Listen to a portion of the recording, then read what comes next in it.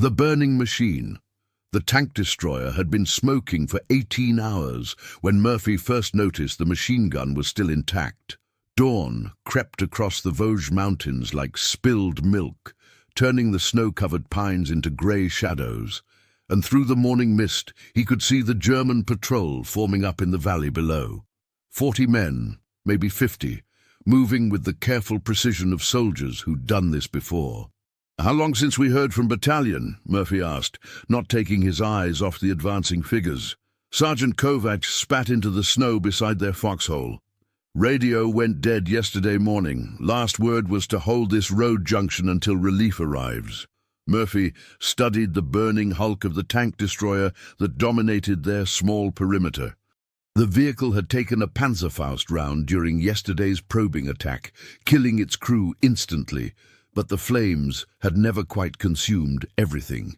The main gun was twisted scrap, but the 50 caliber machine gun mounted on top looked serviceable. More importantly, ammunition cans lay scattered in the snow around it like offerings to some mechanical god. The position wasn't much.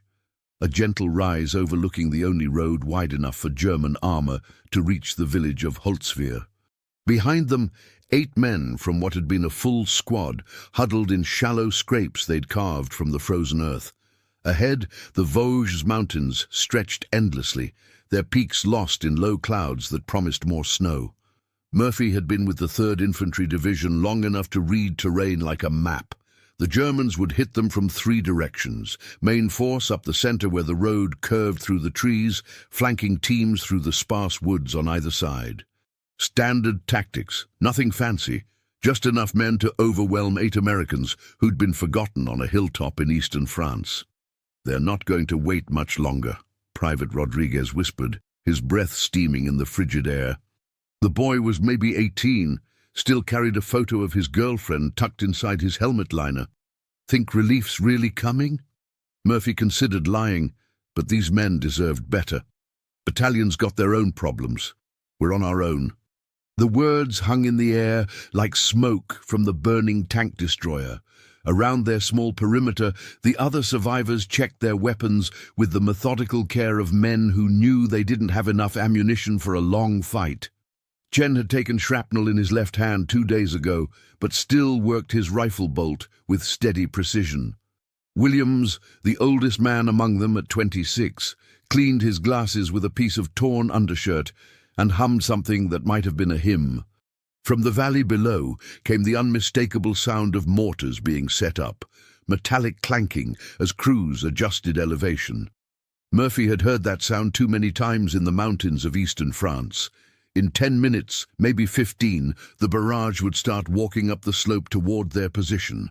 After that would come the infantry, moving fast while the Americans kept their heads down. "We could pull back," Kovac said quietly, speaking the words everyone was thinking. "Follow that ridgeline south. Try to link up with friendly forces. Command wouldn't blame us for withdrawing from an untenable position." Murphy thought about the village of Holzwehr spread out in the valley behind them. 3 days ago, an old farmer there had shared a bottle of wine with American soldiers, refusing payment and asking only that they keep the Germans from returning. Yesterday, a woman had bandaged Chen's wounded hand, her own children watching wide-eyed from a doorway. If this hill fell, if German armor rolled through that road junction unopposed, those people would pay the price. The first mortar round landed 50 yards down the slope, sending up a fountain of frozen earth and pine needles. Then another, closer this time, the concussion rattling through the ground like a giant's footstep.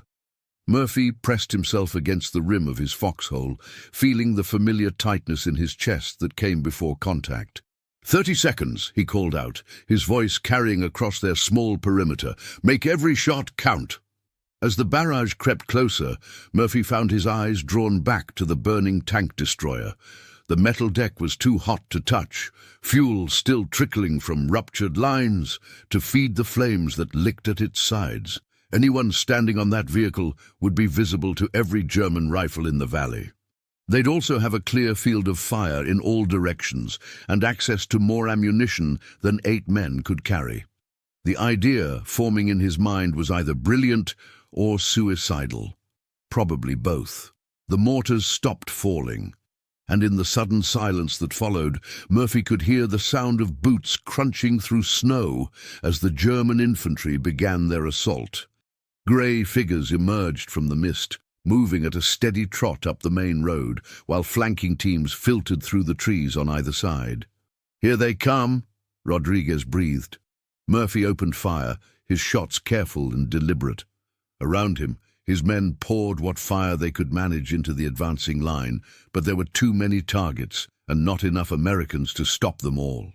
The German flanking teams reached the tree line, and suddenly their position was taking fire from 3 directions.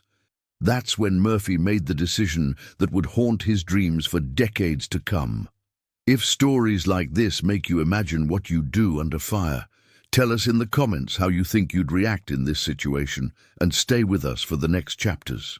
Murphy climbed out of his foxhole and began walking toward the burning tank destroyer, his rifle slung across his shoulder and his boots crunching through snow that had turned pink with scattered debris from the morning's bombardment. Behind him, Kovac's voice cut through the sound of incoming fire. "Murphy, what the hell are you doing?" But there wasn't time to explain, wasn't time to debate tactics or discuss the finer points of military doctrine. The German flanking teams had reached positions where they could pour enfilading fire into the American foxholes, and in another few minutes, Rodriguez and Chen and Williams would be dead men. The tank destroyer's machine gun offered the only position with clear fields of fire in all directions. It also offered the best chance of getting killed on this particular hilltop in the Vosges Mountains.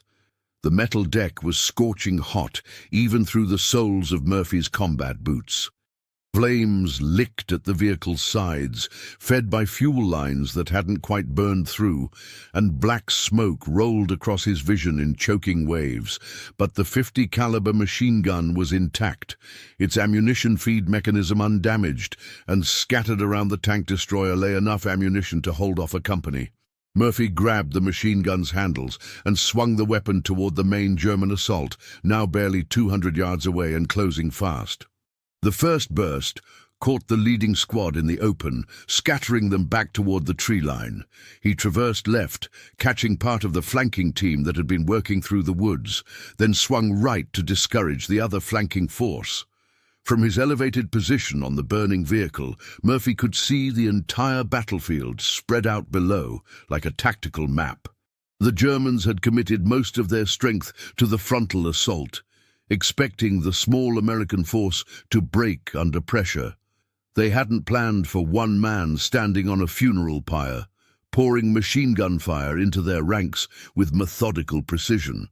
The tank destroyer shuddered beneath his feet as something exploded inside its hull, probably an ammunition locker finally succumbing to the heat. Murphy felt the deck plates buckle slightly but kept firing, walking bursts of .50 caliber rounds across the German positions like a man scything wheat. "Jesus Christ, he's lost his mind," someone whispered from the American foxholes. But Murphy couldn't tell who'd spoken. His world had narrowed to the machine gun's sights, the steady rhythm of the weapons cycling, and the heat rising through his boot soles from the metal deck. The German attack began to falter. Soldiers who'd been advancing steadily up the slope now sought cover behind trees and rocks, their formation breaking apart under the weight of accurate fire from an unexpected direction. Murphy could see officers gesturing frantically, trying to reorganize their men for another push, but the psychological impact of one American refusing to die was taking its toll. A bullet cracked past Murphy's head, close enough that he felt the supersonic snap against his left ear. Somewhere in the German line, a sniper had found his range. Murphy shifted position slightly, never stopping his steady fire, and continued working over the enemy positions with mechanical precision. Time became elastic on the burning tank destroyer. Minutes felt like hours, yet the sun barely seemed to move across the winter sky above the Vosges Mountains. Murphy's hands began to blister from the heat of the machine gun's handles, and his uniform started to smoke from the radiant temperature of the deck beneath his feet, but he kept firing. Below him, The German attack was coming apart. What had started as an organized assault by 50 men was degenerating into desperate attempts by small groups to find cover from the devastating fire pouring down from Murphy's position. Some enemy soldiers tried to work closer through the trees, but the elevation gave Murphy clear lines of sight that cut their advance to pieces. Rodriguez appeared at the base of the tank destroyer, his young face streaked with cordite and melted snow. "Murphy, you need ammunition?" "Pass up those cans," Murphy called back, never taking his eyes off the German positions. "And tell Kovac to keep his men ready. They're going to try one more push." As Rodriguez and Chen fed ammunition up to the burning vehicle, Murphy could see German officers rallying their troops for what looked like a final assault.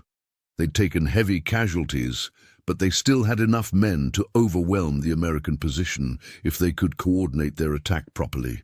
The tank destroyer gave another shudder, and Murphy felt the deck plates growing hotter beneath his feet. Fuel was still burning somewhere in the vehicle's interior, and he could hear the occasional pop and crack of components failing under the heat. Standing on this machine was like riding a bomb with a very long fuse, except nobody knew how long that fuse really was. But from up here, Murphy could see everything, every German soldier seeking cover, every officer trying to coordinate the assault, every machine gun team setting up in the tree line. And as long as he could see them, he could kill them. The second German assault began with a rush of grey figures emerging from cover, moving fast and low through the snow. Murphy met them with sustained bursts from the .50 caliber, the heavy rounds chewing through pine trees and stone alike. Men fell, others dove for cover, and the carefully planned attack dissolved into chaos. By the time the sun reached its zenith over the Vosges Mountains, Murphy had been standing on the burning tank destroyer for nearly 2 hours. His uniform was singed black in places, his hands were blistered raw from the superheated machine gun handles, and the metal deck beneath his feet had grown so hot that he could feel it through his boots like a griddle. But the German attack had stalled completely. From his elevated position, Murphy could see enemy soldiers scattered across the slope, some wounded, others simply pinned down by accurate fire from above. The carefully coordinated assault that had begun at dawn had devolved into a desperate struggle for survival, with German troops trying to extract their casualties while avoiding the deadly arc of fire from the tank destroyer's machine gun. "Murphy!" Kovac called from the foxholes below. "We got movement on the radio. Battalions trying to raise us." Murphy didn't respond immediately. His attention was fixed on a cluster of German soldiers attempting to set up a mortar in the tree line.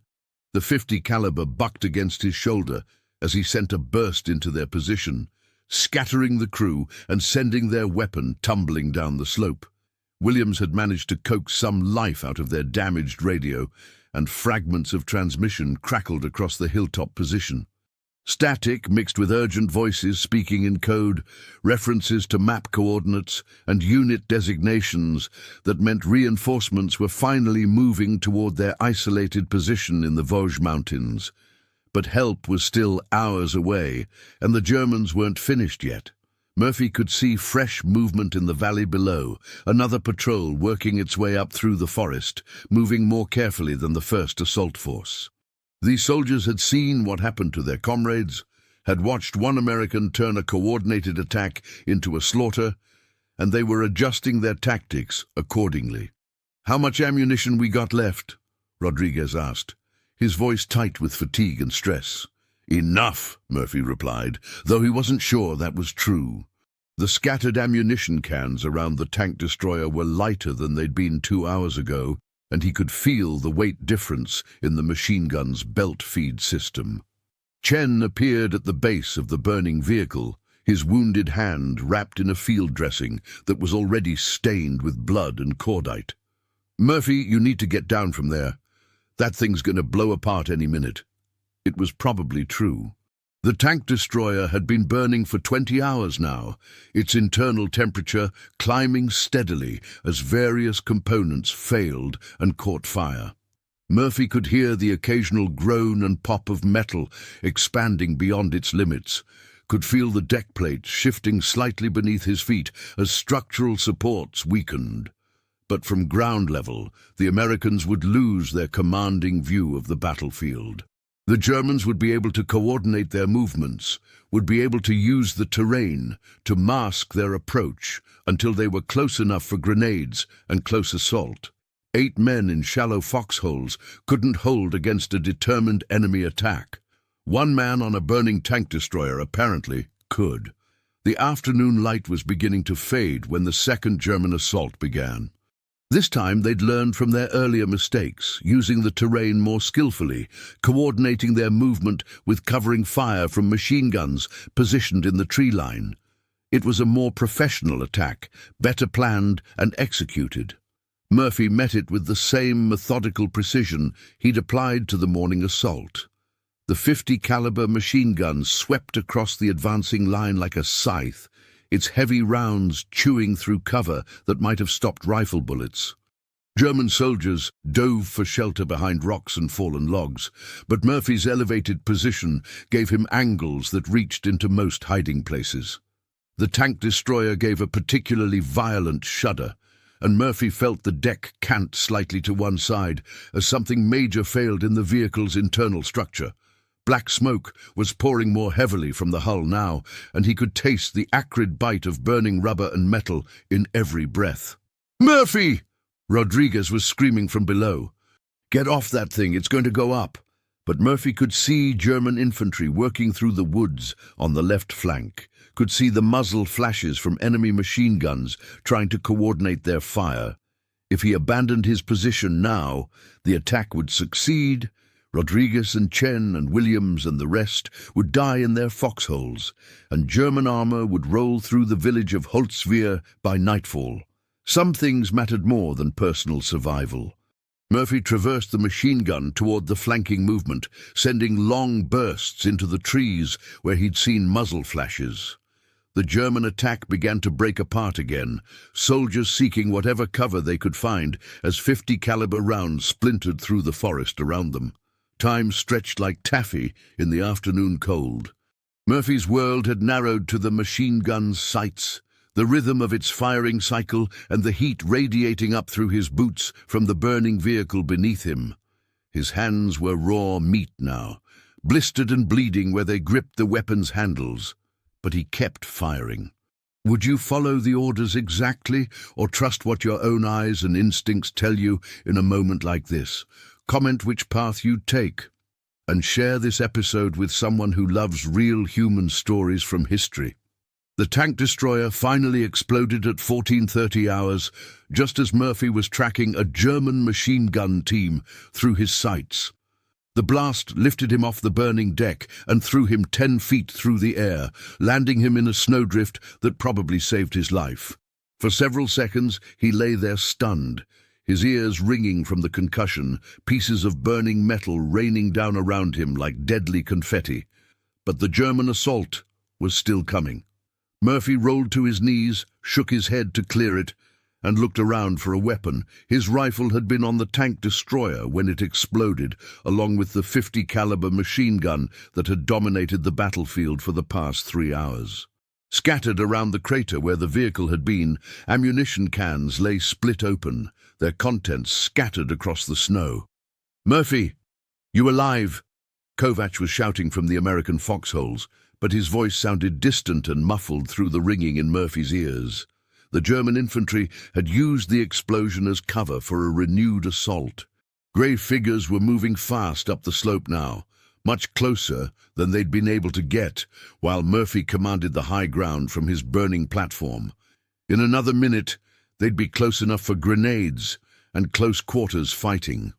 Murphy spotted a bar lying beside one of the scattered ammunition cans, probably thrown clear when the tank destroyer went up. He crawled toward it through the snow, his movements unsteady from the concussion, while German rifle fire cracked overhead. Behind him, the Americans in their foxholes were putting up what resistance they could, but 8 men couldn't cover all the approaches to their hilltop position in the Vosges Mountains. The Browning automatic rifle was undamaged, its action clean and ready. Murphy grabbed 2 magazines from the scattered ammunition, chambered around, and took cover behind what remained of the tank destroyer's chassis. The metal was still hot enough to singe his uniform where it touched, but it offered the only substantial cover on the hilltop. From this new position, Murphy could see the German assault developing in detail. They'd committed everything they had to this final push, maybe 30 men in 3 groups, converging on the American position from different angles.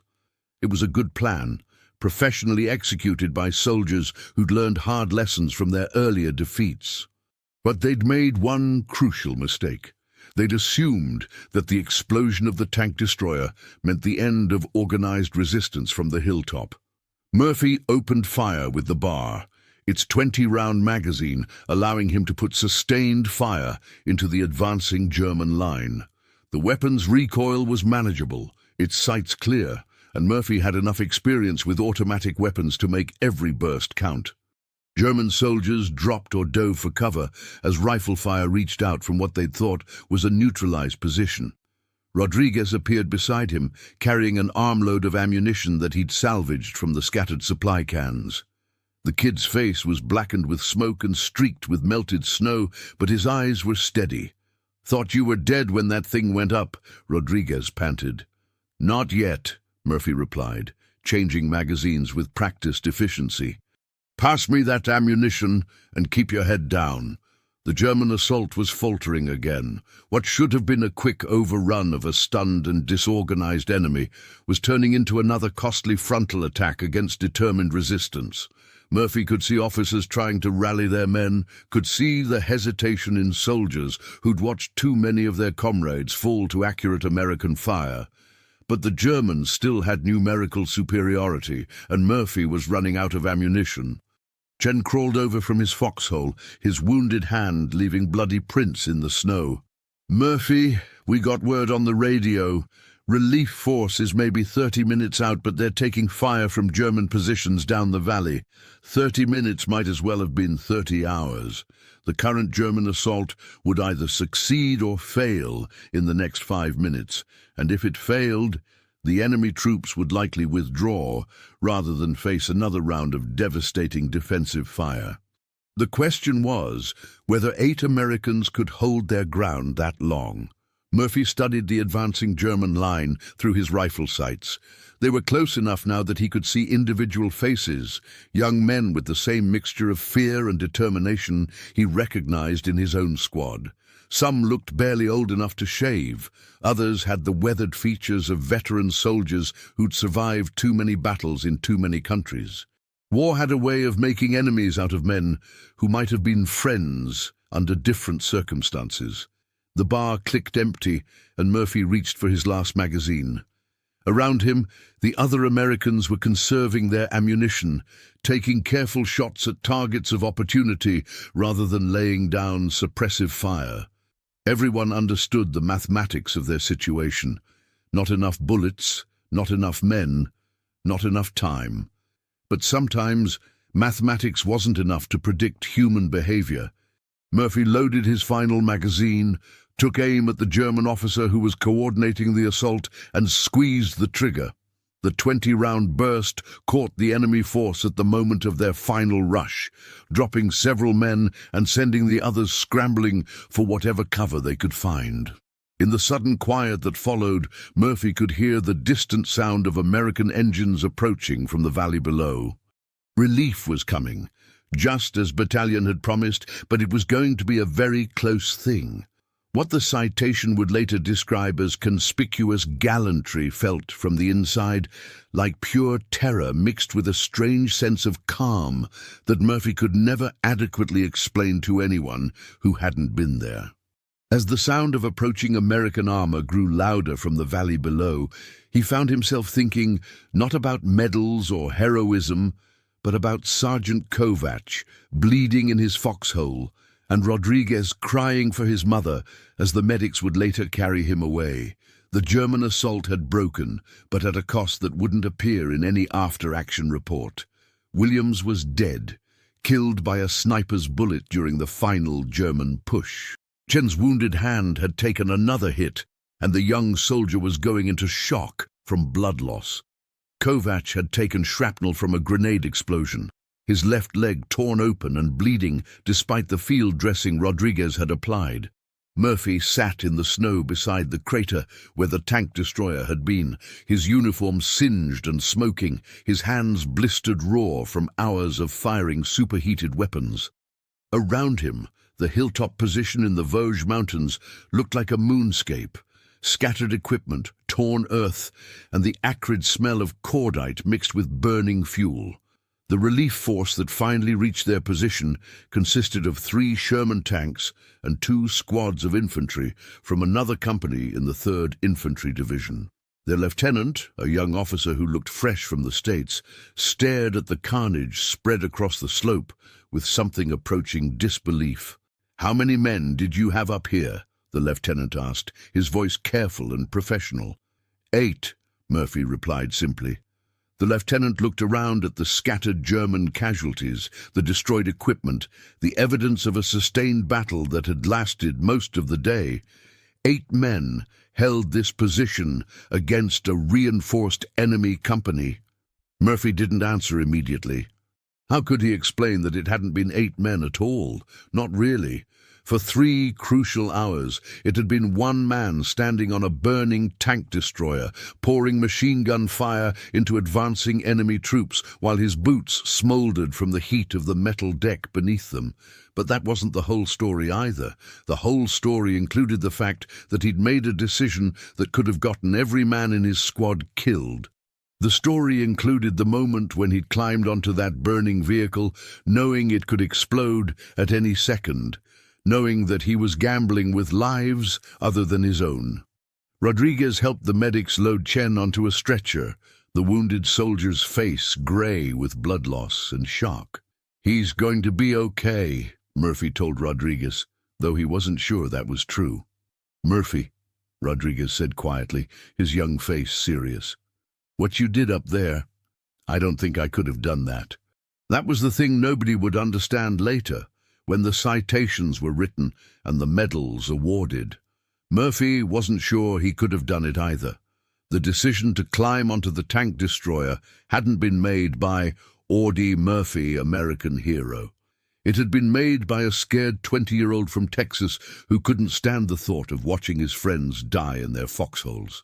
The lieutenant was taking notes for his report, asking careful questions about timeline and enemy strength and ammunition expenditure. Murphy answered as best he could, but the official version of events was already starting to diverge from what had actually happened on the hilltop. No report would capture the weight of Rodriguez's trust when he'd passed up ammunition cans to the burning vehicle. No citation would describe the sound of Williams calling for his mother in the seconds before the sniper's bullet found him. No medal could represent the specific gravity of choosing to stay on a platform that might explode at any second. "The tank destroyer," the lieutenant said, studying the crater where the vehicle had been. "You were operating its machine gun when it exploded." "Yes, sir." "For how long?" Murphy considered the question. Time had moved strangely during those hours on the burning deck. Maybe an hour, maybe 3. Hard to say. What he didn't tell the lieutenant was how it felt to stand on that machine, feeling the metal grow hotter beneath his feet with each passing minute, knowing that every second might be his last, but unable to abandon his position while his friends were in danger. He didn't describe the moment when the deck plates began to buckle from the heat, or the way his hands had blistered and bled as he gripped the machine gun's handles. Most of all, he didn't describe the weight of surviving when better men had died. As the relief force organized the evacuation of casualties and the defense of the position, Murphy found himself staring down at the village of Holzwihr in the valley below. Smoke rose from a few chimneys, and he could see people moving in the streets, civilians going about their daily lives, unaware that their safety had depended on 8 American soldiers holding a hilltop they'd never heard of. That night, in a field aid station 10 miles behind the lines, Murphy lay on a cot and stared at the canvas ceiling while medics treated his burns and exhaustion. Around him, wounded soldiers from across the 3rd Infantry Division fought their own battles against pain and infection and the memories of what they'd seen in the Vosges Mountains. But Murphy's wounds were invisible. His body would heal, his hands would stop shaking, his hearing would return to normal. What wouldn't heal was the knowledge of what he'd been willing to risk and what it had cost the men who trusted him to make the right decision under fire. 3 weeks later, Murphy received word that he was being recommended for the Medal of Honor. The news reached him in a casualty collection point outside Strasbourg, where he was recovering from the burns and exhaustion sustained during the action at Holzwihr. A major from division headquarters delivered the information personally, along with a preliminary draft of the citation that would accompany the award. Murphy read the official language with growing unease. The citation described his actions with the clinical precision of a tactical manual: enemy strength, duration of engagement, estimated casualties inflicted. It mentioned his use of the tank destroyer's machine gun, his sustained fire against superior numbers, his refusal to abandon his position despite obvious personal danger. What it didn't mention was Rodriguez's scared face as he passed up ammunition cans, or the way Williams had hummed a hymn while cleaning his glasses just before the attack began. It didn't describe the weight of deciding to gamble with other men's lives, or the specific sound a tank destroyer makes when its internal structure finally collapses from heat damage. "Hell of a thing you did up there," the major said, his voice carrying the practiced enthusiasm of someone who'd never stood on a burning vehicle while enemy fire cracked overhead. "This kind of action, it's exactly what the folks back home need to hear about, real American heroism." Murphy nodded politely, but inside he felt something twist and settle in a place he couldn't quite name. The story was already changing, becoming something cleaner and simpler than what had actually happened in the Vosges Mountains. The messy reality of fear and desperation and impossible choices was being transformed into something suitable for newspapers and recruitment posters. That afternoon, Murphy walked to the aid station where Rodriguez was recovering from his own wounds. Minor shrapnel cuts and severe frostbite from the extended exposure during the battle. The young soldier looked up from a letter he was writing when Murphy approached his cot.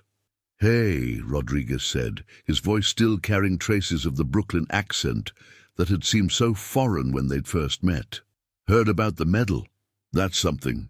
"Yeah," Murphy replied, settling into a chair beside the cot. "Something."